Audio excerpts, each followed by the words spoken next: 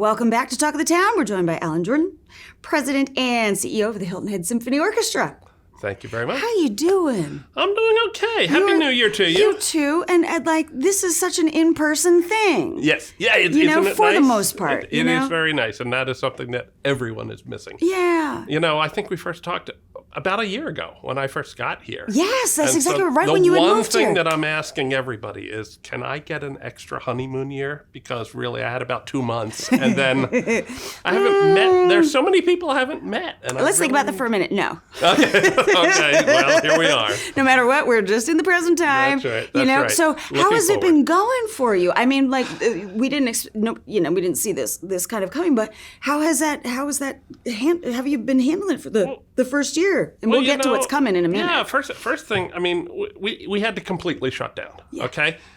We have concerts that have hundreds and hundreds of people in a space for a couple of hours. We have 60 to 80 musicians on stage crammed together. Yeah. Can't do any of that stuff. So back in May, we just started doing weekly live streams on Monday nights from our Soundwaves at Coligny facility.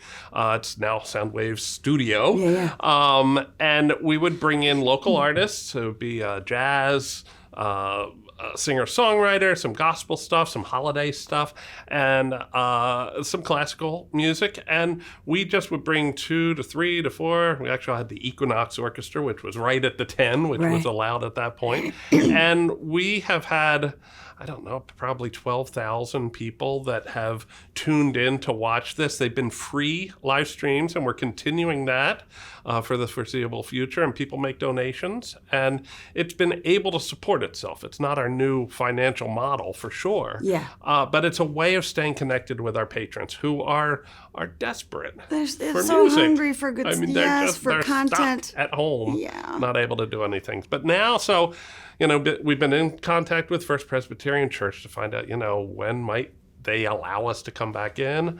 And that's not going to be the case at least through February, probably beyond. So we started doing our orchestra series concerts, our main concerts. We refigured them so that we could have small ensembles and performing at Soundwaves. And just this week, we did our first one of the new year. It was a big success, a couple of serenades by Mozart and Dvorak. The next concert coming up at the end of January, we're bringing in my old colleague who I used to work with in Vermont, Jamie Laredo, this amazing violinist. And he's doing his signature Bach double violin concerto with our concertmaster, Micah Gangwer, and Concerto Grosso by Handel, and Mozart Eine kleine Nachtmusik, which everybody knows and loves. February, we're going to do a Pops concert early, on the 8th it is, and on the 22nd, we're doing a concert of all music by Haydn, all Haydn music. Oh, wow. We're looking towards March and April. John and Mario and I sat down just this week and started thinking, we've got plan A, which is most likely not going to happen. Plan B, or this is actually what we're doing now is plan C, but whatever. We're going to keep, the point is we're going to keep the music going. We're going to try and employ as many musicians as we can. And we're going to bear through it until we can start doing what we really like to do, which is big concerts with big orchestras and large audiences inside and outside. Yeah.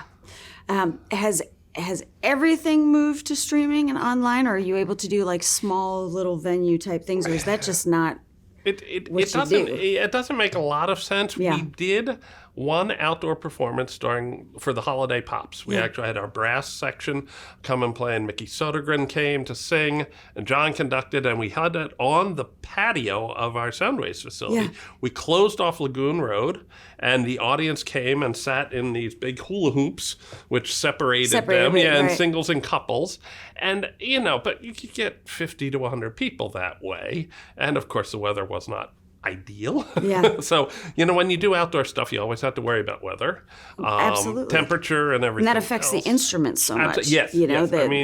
We really can't do stuff much below 60 degrees. And even then, if there's wind or something, outdoor performances, though, we really want to do when the opportunities are right. And, we are still holding out hope that we might be able to do some form of a Symphony Under the Stars in April. Yeah. Kimberly Hockey's still on. John's ready to come and conduct. And, fingers crossed. And, maybe DHEC will show up and give everybody shots in the arms to come. I don't know. Who knows where we'll be by then? Really anything's possible. A colleague of mine a long time ago, I'll give her credit, it's Rhonda Hunsinger from the South Carolina Philharmonic. I heard her use the line. She said, we're all building this airplane as we're taxiing down the runway. Oh, wow. And it's absolutely so true. We're not. So true. Nobody knows. Yeah. So how are you staying so hopeful during this time? All right, but you've had time with your family, though, which is cool, because you guys all kind of came down. We did. We came down. I mean, we were going to spend our first summer kind of exploring South Carolina and the area. Yeah. That didn't happen. Right. But, we got to see our kids. Our kids came to visit a lot more. That's cool. Which was nice. But, it's also a beautiful place to be. It really is. I mean, we can still take the dog and take a walk on the beach. Or, we've explored some of the other parks where you can take your dog walking. And that's been a great part of it. It would be a lot worse being up in northern Vermont at this time of year, I think. I'll take it down here. Exactly. I certainly will. Well, stay, keep your good humor. It's so wonderful to catch up with you, and I'm so glad that you're here with us. And fingers crossed, we'll do Symphony Under the Stars in April. We'll see what happens. We're looking forward to seeing lots of people. But live stream is still good stuff. So just go to Hilton Head Symphony Orchestra. Go to the website. That's right. You can go to hhso.org and find out what we're doing. It's well worth taking the time to go do that. Thanks a lot. It has been so good spending some time with y'all. I'm your host, Carrie Dillon, and we'll see you next time.